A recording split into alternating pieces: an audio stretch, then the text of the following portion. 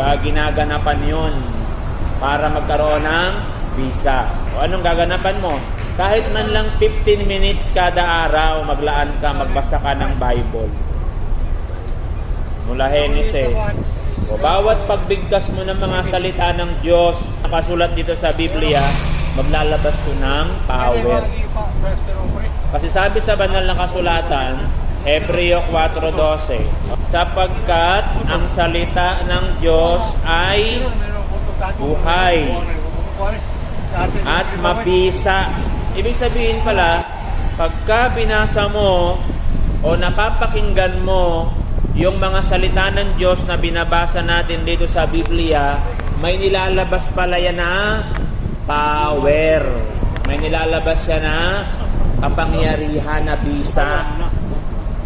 Kaya pag halimbawa, every 15 minutes, naglalaan ka ng oras sa isang araw mo,